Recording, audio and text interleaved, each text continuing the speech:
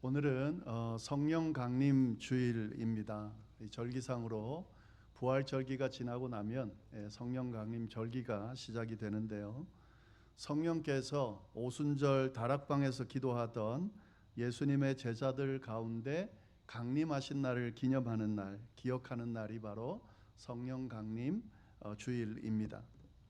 예수님께서 이 세상을 떠나시면서 제자들을 위해 성령을 보내주시겠다 이렇게 약속을 하셨는데요. 그 성령께서 예수님의 약속을 믿고 기도하며 기다리던 제자들에게 임재하신 날, 그날이 바로 성령 강림 날이고 그것을 기억하고 기념하는 것이 성령 강림 주일입니다. 이 성령 강림으로 인해서 정말 큰 변화가 일어났는데요. 절대 변하지 않을 것 같은 제자들이 완전히 변하게 됐고요. 또 이 성령의 임재, 강림을 시작으로 교회가 시작이 됐고요. 그리고 복음이 확산되기 시작하면서 전 세계적으로 전파되기 시작했습니다. 그리고 하나님의 나라가 본격적으로 확산되기 시작한 날이 바로 이 성령 강림 날입니다. 이러한 의미들을 좀 잘 생각하면서 절기 기간을 잘 보내시면 좋겠고, 오늘 말씀도 이 의미를 생각하면서 함께 좀 나누면 좋겠습니다. 지난 주일에 부활절 마지막 절기 마지막 주일이었죠. 그때 오늘 본문 가지고 부활신앙을 가진 자들의 사명이다 라는 제목으로 함께 말씀을 나눴습니다. 이 부활하신 예수님께서 제자들에게 주신 지상 명령인데 그것이 얼마나 중요하고 꼭 해야만 하는 것인지 그것에 대해서 함께 나누면서 그리스도인이라면, 부활을 믿는 예수님의 제자라면 반드시 그 명령에 순종해야 된다라는 말씀을 함께 나누었습니다. 오늘 동일한 본문을 가지고 이 말씀을 좀 계속 이어갈 텐데, 오늘은 이 예수님의 지상 명령이 구체적으로 어떤 것인지를 좀 알아보고요. 그리고 이 지상 명령을 이루기 위해서, 성취하기 위해서 무엇이 필요한지 그것에 대해서 함께 나누도록 하겠습니다. 그리고 이 모든 내용은 성령 강림과 연결해서 말씀을 함께 좀 나누도록 하겠습니다. 먼저 이 예수님의 지상 명령이 구체적으로 무엇인지 좀 자세히 보도록 하겠습니다.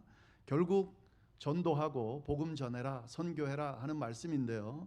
사실 예수님께서 말씀하신 이 지상 명령을 보면 아주 구체적으로 자세하게 언급되어 있다는 것을 우리가 볼 수가 있습니다. 19절 20절에 보면 그 내용이 나오죠. 너희는 가서 모든 민족을 제자로 삼아 아버지와 아들과 성령의 이름으로 세례를 베풀고 내가 너희에게 분부한 모든 것을 가르쳐 지키게 하라.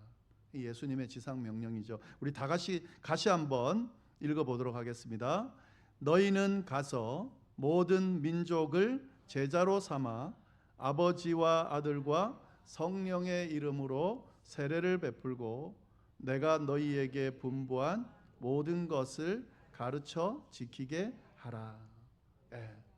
결국 복음 전해라, 전도하라, 선교하라는 말씀인데 아주 자세하게 설명되어 있죠. 그래서 이 예수님의 지상 명령이 정말 어떤 것을 의미하는지, 이 내용을 잘 보면 복음을 전한다는 게 도대체 뭔지, 전도하고 선교한다는 것이 어떤 것인지를 우리가 좀 잘 알 수가 있습니다. 네 가지의 활동을 이야기하고 있는데 간단하게 한번 보겠습니다. 먼저 보시면은 너희는 가서 그랬습니다. 그러니까 가라는 거죠. 예수님의 지상 명령은 가는 것으로부터 시작된다 하는 겁니다. 복음을 전할 때에 아주 중요한 자세에 대해서 분명하게 알려주고 있는데, 복음 전할 때 가장 중요한 자세, 우선되어지는 자세는 뭐냐면 가는 거예요. 가는 거. 그냥 머물러 있는 것, 그대로 앉아 있는 것, 그런 상태에서는 절대로 복음을 전할 수가 없습니다. 복음은 참 중요한 것이지, 복음 전해야지, 예수님의 명령이니까 지켜야지, 순종해야지, 이렇게 생각하고 말하고 있으면서 그 자리를 털고 일어서지 않고 그대로 앉아 있다면 그것은 절대로 예수님의 명령을 이행하는 것이 아닙니다. 그것은 가라고 하시는 예수님의 명령을 사실 무시하는 겁니다. 직접 움직여서 가지 않고는 절대로 복음을 전할 수 없다 하는 거죠.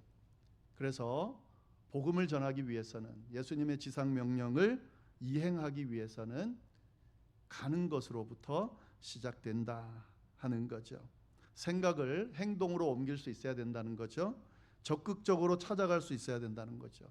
내가 복음을 전해야 될 곳이 어디 있는가 발견했다면 가는 거예요.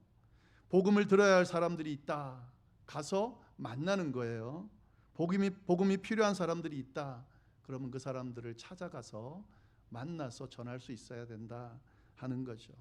이런 사람이 있는데, 저런 사람이 있는데, 이 사람이 복음을 들어야 되는데, 복음을 듣고 변화가 돼야 되는데, 뭐 이렇게 아무리 많은 생각을 아무리 오랫동안 한다 하더라도 그것은 예수님의 지상 명령을 지키지 않는 것과 같다라는 사실을 우리가 기억할 필요가 있습니다. 예수님의 지상 명령을 이행하기 위해서는 가는 거죠. 이 간다는 의미 안에는 실질적으로 발걸음을 옮기는 것도 있지만 만나는 것도 의미하고요, 전화를 하는 것도 의미하고요, 대화를 하는 것도 의미하고, 하여튼 어떻든 생각하는 것으로 그치는 것이 아니라 갈 수 있어야 된다 하는 거죠. 예수님의 지상 명령 가장 먼저 강조해서 말씀하시는 내용이 바로 그 내용입니다. 너희는 가라 하는 거죠. 그러면 가서 뭐 하는가? 모든 민족을 제자로 삼아라. 그러니까 일단 가는 것이 중요한데 가서 해야 되는 것을 분명하게 알려주고 있습니다. 그냥 가는 것만으로 되는 건 아니고요, 가서 모든 민족을 제자로 삼으라 하는 거죠.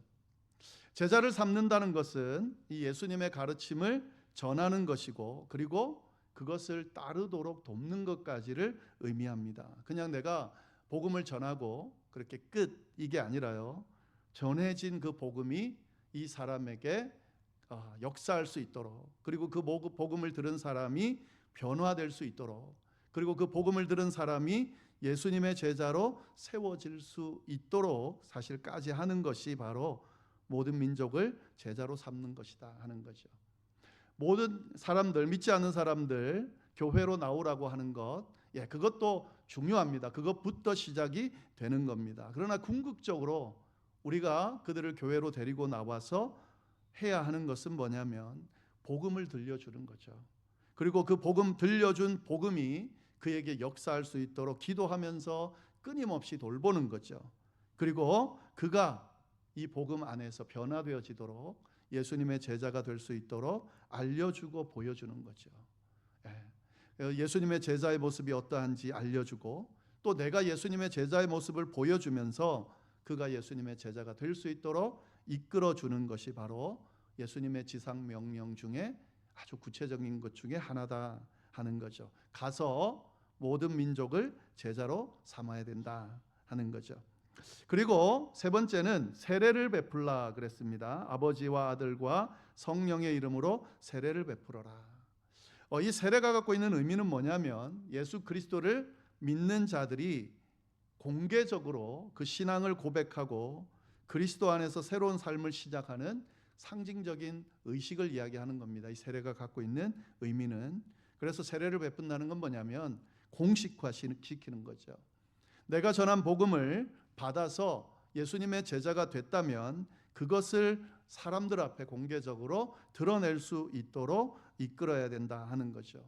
나는 예수님을 믿는데 속으로만 믿고 공식적으로 드러내기를 꺼려하는 사람이 있다면 그들을 잘 이끌어낼 수 있어서 공개적으로 나는 예수님을 믿는 사람이다, 구원받은 사람이다 라고 말할 수 있도록 이끌어내 줄 수 있어야 된다 하는 거죠. 그리고 네 번째는 세례를 베푼 후에 가르쳐 지키게 하라. 예수님께서 주신 이 복음의 말씀을 그대로 이행하도록, 그냥 머리로만 아는 것이 아니라 진짜 예수님의 제자로서 살 수 있도록 이끌어내라 라고 하는 명령이 바로 예수님의 지상 명령입니다. 그러니까 아주 구체적이죠. 가서 모든 민족을 제자로 삼고 세례를 베풀고 가르쳐 지키게 하라. 그러니까 이 예수님의 지상 명령을 행한다는 것은 이 네 가지를 다 행하는 것이다 라고 하는 거죠. 내가 전도하고 선교한다 라고 할 때는 이 의미가 다 포함되어져 있는 겁니다.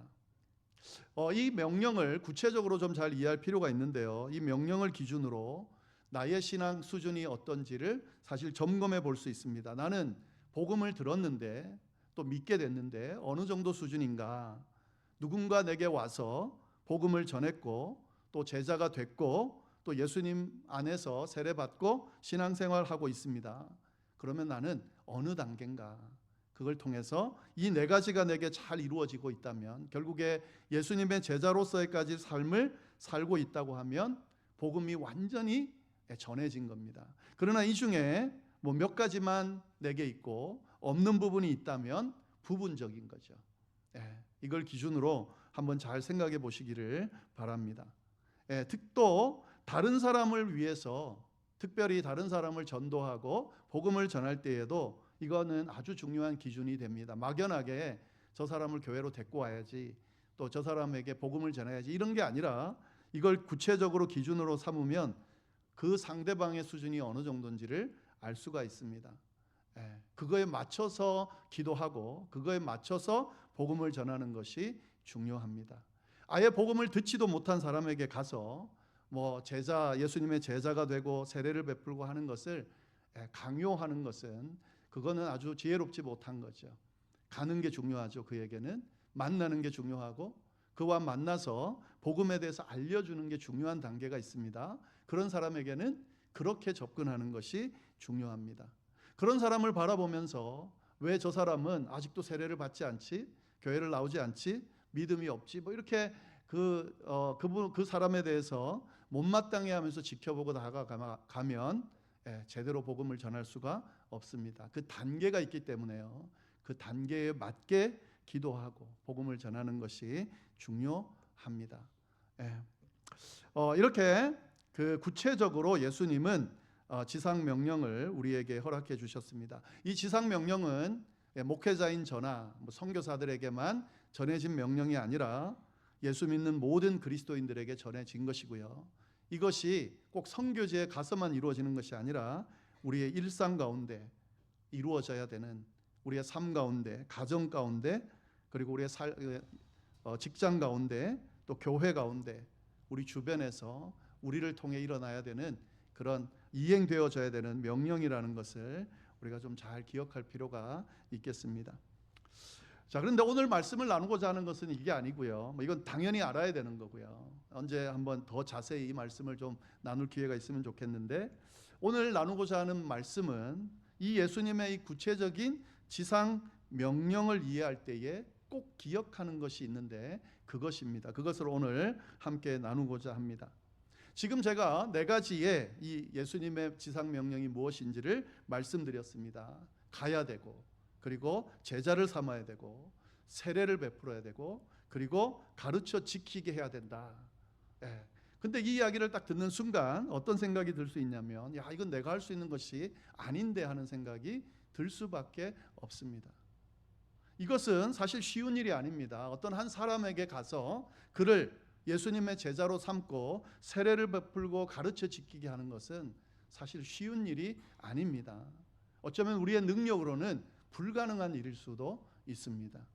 내 스스로도 변화되지 못하는, 내 스스로도 변화시키지 못하는 연약한 우리가 다른 사람에게 가서 전혀 듣지도 못한 복음을 전하면서 또 전혀 받아들이지 않을 그에게 복음을 전하고 믿게 한다는 것은 사실 가능한 일이 아닙니다. 만약에 복음을 전하는 자세에서 내가 이 복음을 전해서 저 사람을 변화시켜야지라고 하는, 변화시킬 수 있을 것이라고 하는 그런 어떤 확신을 가지고 만약에 접근하고 있다면 그건 진짜 성경을 모르고 제대로 된 이 복음 전파의 의미를 모르기 때문에 생각하고 그렇게 행동하고 있는 겁니다. 지금 한번 생각해 보세요. 이 네 가지를 어떻게 한 사람에게 그렇게 이행할 수 있도록 지금 우리의 능력으로 그게 가능하겠습니까? 가능하지 않은 거죠. 우리가 이 지상 명령을 보면서 한 가지 기억해야 될 것은, 이것은 내 힘과 내 능력으로 이루어지는 것이 아니라는 사실입니다. 이것은 우리가 할 수 있는 것이 아닙니다. 이것은 절대 우리가 이행하기 힘든 그 명령입니다. 더 나아가서는 불가능한 명령입니다. 그런데 예수님께서 이 불가능한 명령을 제자들에게 주셨다는 거죠. 그것도 반드시 지켜야 될만 하는 명령으로 주셨다는 거죠. 왜 그러셨을까? 왜 예수님은 저희와 똑같은, 어떻게 보면 저희보다 훨씬 모자란 모습을 보여주는 믿을 수 없는 제자들을 향해서 이 예수님의 명령, 지킬 수도 없는 예수님의 명령을 반드시 지켜야 된다고 명령하셨을까 하는 거죠. 그 이유가 이 지상명령의 앞절과 뒷절에 있습니다. 지난주에도 우리가 언급했지만 다시 한번 이 지상명령 앞과 뒤를 우리 같이 한번 보도록 하겠습니다. 18절 말씀 보시면은 예수께서 나와 말씀하여 이르시되 하면서 하늘과 땅의 모든 권세를 내게 주셨으니 그러므로, 그리고 난 뒤에 이 지상명령이 언급되고 있다는 사실에 우리가 주목할 필요가 있습니다.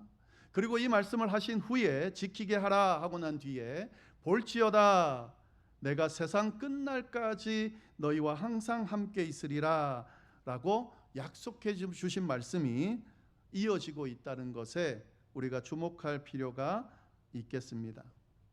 예수님께서는 이 지상명령을 하시면서 하늘과 땅의 모든 권세를 가지신 예수님께서 제자들과 항상 함께 있겠다고 말씀하면서 이 말씀을 허락해 주셨다 하는 거죠.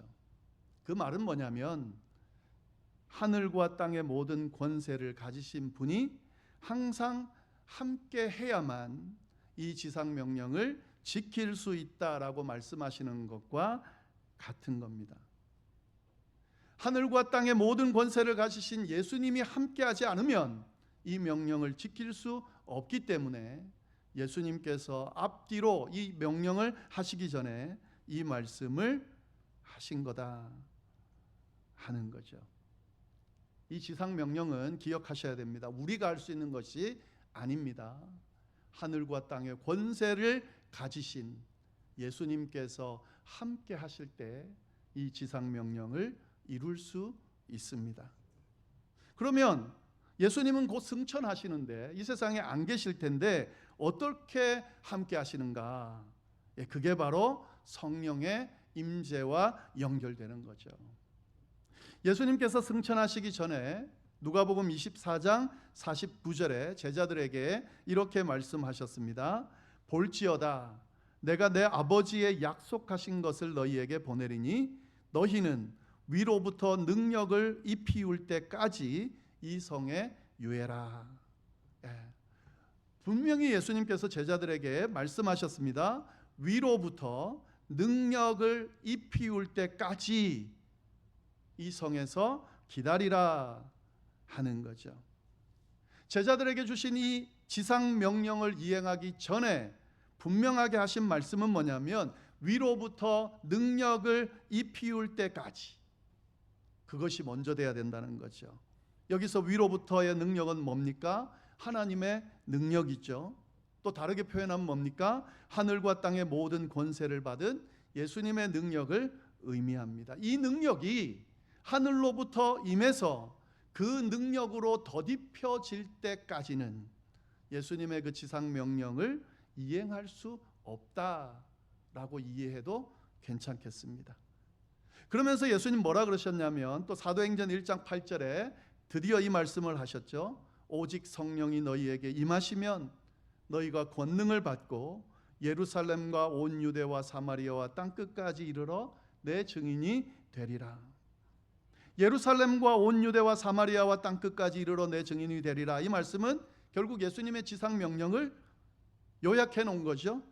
근데 이 지상 명령을 행하기 위해서 뭐가 필요하다 그랬습니까? 오직 성령이 너희에게 임하시면 너희가 권능을 받고 위로부터 오는 능력을 받고 하늘과 땅의 권세를 가지신 예수님의 능력을 받게 되고, 그리고 난 뒤에 예루살렘과 온 유대와 사마리아와 땅끝까지 이르러 내 증인이 되는 지상 명령을 이행하는 그 일을 감당하게 될 거다라고 분명하게 말씀해 주시고 계셨던 거죠. 예수님이 너무 잘 알고 계신 거예요. 제자들의 힘과 능력으로는 당신이 주시는 그 지상명령을 이해할 수 없다는 것을 잘 아셨습니다. 그래서 이 지상명령을 주시면서 동시에 그 명령을 감당할 수 있는 능력의 원천과 방법도 알려주고 계시는 거죠. 모든 민족을 제자로 삼고 아버지와 아들과 성령의 이름으로 세례를 주고 예수님이 명하시는 모든 것을 가르쳐 지키게 하는 이 거대한 사명은 하늘과 땅의 모든 권세를 가지신 예수님, 그 예수님이 성령을 통해서 함께함으로 가능하다라고 예수님께서 분명하게 알려주고 계신다 하는 거죠. 우리가 이 예수님의 지상명령을 기억하고 행할 때에 이 사실을 꼭 기억해야 됩니다. 누구도 자신의 힘과 능력으로 어떤 한 사람도 복음 안에서 변화시킬 수 없습니다. 누구도 우리가 전하는 이 복음을 듣고 그냥 내 힘과 내 능력과 내 지식과 내 논리로 누구도 변화시킬 수 없습니다. 복음을 받아들이게 할 수 없습니다. 성령께서 함께하지 않으면, 성령께서 역사하지 않으면 누구도 바꿀 수 없습니다. 우리도 마찬가지죠. 우리가 복음을 받아들이게 되는 이 과정에 누군가 우리를 설득해서 그렇게 해서 믿게 된 게 아닙니다. 성령께서 함께 하셔서 우리로 하여금 믿게 만들어 주셨기 때문에 우리가 믿음을 가지게 된 것이죠. 제자들의 모습을 보면 이에 대해서 우리가 잘 알 수가 있습니다. 제자들은 십자가를 지는 예수님을 철저히 외면하는 모습 보였죠. 자신이 죽을 수도 있다는 두려움 때문에 예수님 배반하고 부인하고 저주했습니다. 그리고 숨었습니다. 예수님, 부활하신 예수님을 만난 이후에 어떻게 됐나? 부활하신 예수님을 만나고 난 뒤에 그들은 숨었습니다. 부활하신 예수님을 만났음에도 불구하고 그들은 숨었습니다. 왜냐하면 예수님의 부활이 나를 감격시킬 수는 있지만 그 부활이 세상 앞에서 담대히 복음을 증거할 능력을 주는 것은 아니기 때문에 그렇습니다. 갑자기 부활하신 주님을 만났다고 그래서 내가 부활을 믿게 됐다고 없던 능력이 생기는 것이 아니죠. 여러분들, 우리가 복음을 전한다고 해서 그거를 결단하고 결심한다고 해서 그 능력이 생기는 것은 아니다 하는 것이죠. 그럼 언제 달라졌을까? 성령이 임하자 달라졌습니다. 사도행전 2장 4절에 보면 성령께서 임하시자 그들이 그때부터 담대히 나가서 말하기 시작했다, 이렇게 이야기하고 있습니다. 그렇게 예수님을 부인하고 저주까지 했던 베드로가 성령이 임하자마자 어떻게 됐습니까? 설교하기 시작했고요. 그의 설교를 들은 사람들 3,000명이 회개하고 돌아오는 그런 역사가 일어나게 됩니다. 성령이 임하자마자 예수를 전하는 그런 무리들이 많아졌고 이 예수님의 복음을 듣는 사람들이 그때부터 점점 더 더해졌다라고 분명히 성경은 이야기하고 있습니다. 누구도 주목하지 않을 어부와 같은 그런 직업을 가지고 있는 이 사람들이 성령의 임재를 경험하면서 세상을 바꿔놓는 능력을 행하게 됐습니다. 이것이 바로 성령의 능력이다 하는 거죠. 억지로 변화되려고 바꿔놓으려고 복음을 전하려고 지상명령을 행하려고 그렇게 억지스럽게 한 것이 아니라 성령이 임재하고 그 성령의 능력에 사로잡히게 되니까 자연스럽게 복음을 전하게 되고 그 능력을 행하게 됐다 하는 거죠. 우리가 이 사실을 좀 잘 기억할 필요가 있습니다. 우리가 이 지상명령을 감당할 때에 제가 이렇게 여러 번 강조하니까 이게 막 억지로 하기 싫은데 막 해야 되는 것처럼 제가 강요하는 것처럼 느낄 수 있습니다. 지금 나가서 당장 복음을 전하고 이 예수님의 지상명령을 이행하라는 그런 음성으로 들릴 수 있습니다. 근데 오해하지 마실 것은 강요하는 것이 아닙니다. 강요할 수 없습니다. 제가 아무리 중요한 말씀이라 하더라도 이 명령을 꼭 지켜야 된다고 해서 제가 여러분에게 이렇게 하십시오 해야 됩니다 강조한다고 해서, 강요한다고 해서 이행되는 것이 아니기 때문에 그렇습니다. 성령이 역사하기 전까지는, 성령이 이 말씀 가운데 임하셔서 한 분 한 분의 심령을 바꿔놓기 전까지는 이 모든 것들은 이행하기가 쉽지 않고 가능하지가 않다 하는 거죠. 그러나 거꾸로 성령이 임하시면, 성령의 능력이 나를 사로잡으면, 내 마음의 변화를 자꾸 일으키시면 억지스럽지 않게, 물론 처음에는 억지스럽게 할 수도 있겠죠. 그러나 이것이 부담스러운 것이 아니라 자연스럽게 이끌어낼 겁니다. 만약에 지금 여러 주에 걸쳐서 선포되어지는 이 말씀을 듣고 나도 이제는 좀 나만이 아니라 정말 다른 사람들을 위해서, 하나님의 나라를 위해서, 교회를 위해서 뭔가 좀 해야 되겠다라는 마음이 든다면 그것은 성령이 역사하기 때문에, 성령이 말씀하시기 때문에, 성령의 어떤 민감한 그런 음성이 들리기 때문에 그런 생각을 가지시는 거죠. 이런 변화들을 정확히 잘 알 필요가 있겠습니다. 자, 이렇게 성령이 역사하게 되면 왜 이런 지상명령을 이행할 수 있는 능력이 일어나게 되는가? 이 성령의 능력이 다음과 같은 일들을 해주기 때문에 그렇습니다. 성령의 능력은 첫 번째로 뭘 하게 가능하게 하냐면 복음에 대한 확신을 가질 수 있도록 인도해 주십니다. 성령께서 우리 마음에 하나님을 사랑하는 마음을 부어주세요. 로마서 5장 5절에 그 말씀이 있습니다. 또 로마서 8장 16절에 보면 우리가 하나님의 자녀라는 것을 성령이 믿게 해주신다라고 되어져 있습니다. 그러니까 성령께서 이 복음, 예수 그리스도를 통해 이루어진 이 구원의 은혜를 믿게 만들어 주신다 하는 거죠. 그렇기 때문에 이 복음이 증거되고 믿게 되려면 성령께서 역사하셔야 가능하다 하는 거죠. 또 성령의 역사가, 능력이 임하면 어떤 변화가 일어나냐면 담대함이 허락되어집니다. 성령이 임하면 담대해진다는 거죠. 성령 충만한 제자들이 담대해졌던 모습을 우리가 보면 알 수 있습니다. 베드로와 요한이 성령의 임재를 경험하면서 그 지도자들, 자기를 죽이려는 지도자들 앞에서 담대히 증언할 수 있었던 것처럼, 스데반이 돌을 던지면서 순교하는 그 직전에도 예수님에 대해서 담대히 증거할 수 있었던 것처럼 성령의 임재와 능력은 우리로 하여금 담대하게 만들어주기 때문에 이 지상명령을 이행할 수 있다는 거죠. 복음 들고 나가기 쭈삣쭈삣하죠. 마음에 부담이 있죠. 두려움이 있죠. 그런데 성령의 능력을 부여받으면 할 수 있게 된다는 거죠. 성령께서 그렇게 이끌어 주신다 하는 거죠. 그리고 또 한 가지 마지막으로는요, 지혜와 능력을 또 성령이 공급해 주시기 때문에 이 지상명령을 이행할 수 있다 하는 거죠. 마가복음 13장 11절에 보면 예수님께서 제자들에게 뭐라 그랬냐면 무엇을 말할까, 무엇을 이야기할까 염려하지 말아라. 성령이 그때에 너희에게 할 말을 가르쳐 주실 거다라고 분명히 이야기하고 있습니다. 성령은 우리로 하여금 입술을 열게 하고요, 무슨 말을 할지를 알려주십니다.